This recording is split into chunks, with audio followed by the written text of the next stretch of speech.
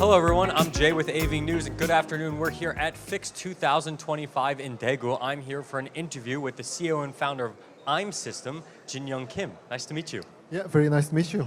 First of all, congratulations on the FIX 2025 Best of Innovation Award. I heard there are only few recipients for this award, the best of, so congratulations for that. How do you feel about the award? Is it something you were expecting to receive?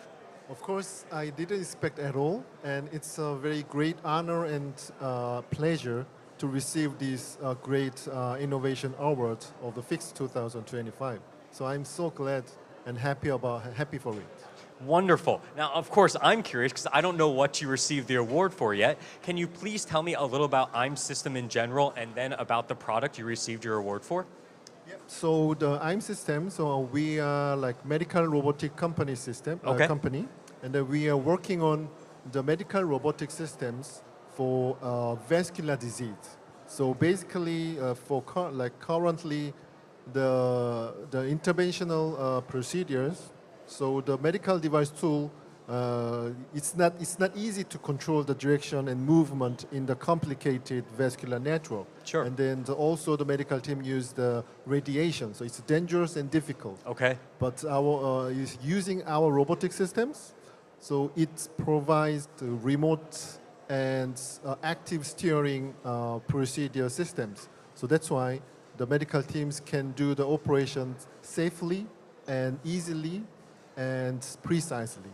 So dangerous and difficult is the problem you're solving with your system. You talked about being controllable. Is it controlled by a doctor? Is it automated in any way? How is the system used? So current phase, it's a remote controlling systems by medical team, like a medical doctor first. Okay. So they can remotely control the direction of the medical wires or tools in the complicated vascular network. But the next phase and next models we are preparing at the moment is the AI full automated navigation systems. Okay, yeah, you just answered my next question. Yeah.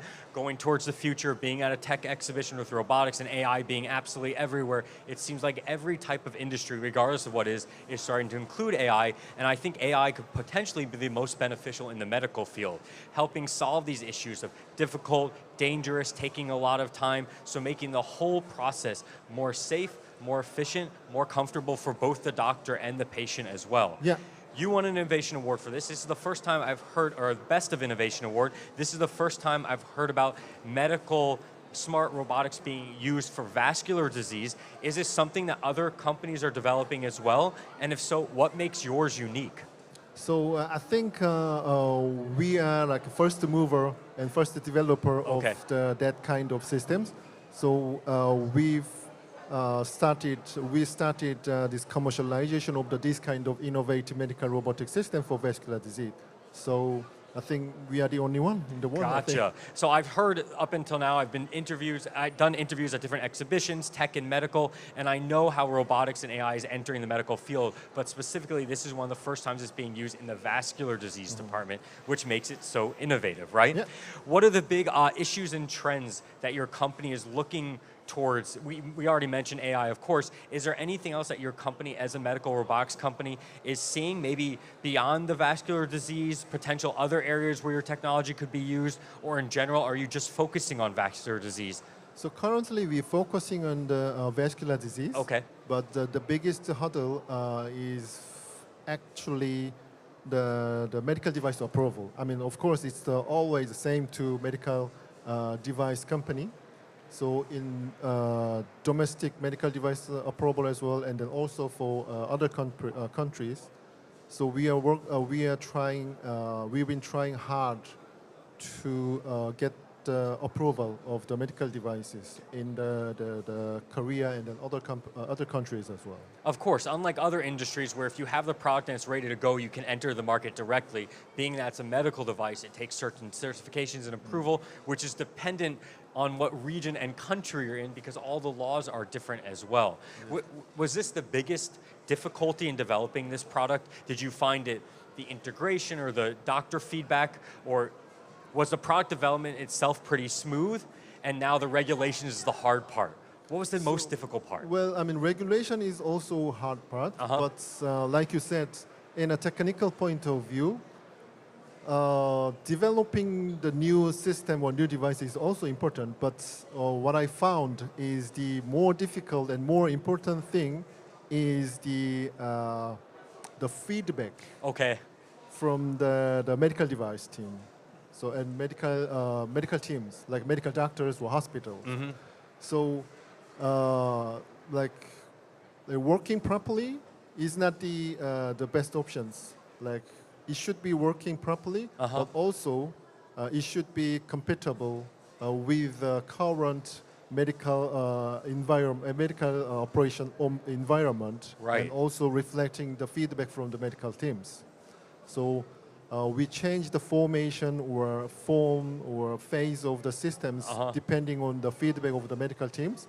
So that was the another difficult part. I mean, this is such a quickly to adapt culture now. This technology is coming out so fast. People who have worked in this industry, doctors or experts for years, had their way of doing things. So having to get this feedback, of course, from the experts is necessary, but that idea of being able to quickly adapt to new technology, I mean, you need people who are open-minded, give you honest feedback. You want a solution that once it hits market, doesn't have to be upgraded right away again. I mean, they used to say that we had to change our laptops every 2 years, and now we probably have to change them like every 3 months if we want the newest technology, right? So thinking about that from a medical expertise point of view, getting the most honest feedback and the most usability possible. Did you find that you kind of came up with a solution that most doctors can use pretty intuitively? Or do you have to tailor your solution depending on the doctor and the environment? I mean, what I learned and what we learned was the best solution. It's not the best solution, but good solution. Good solution, was okay.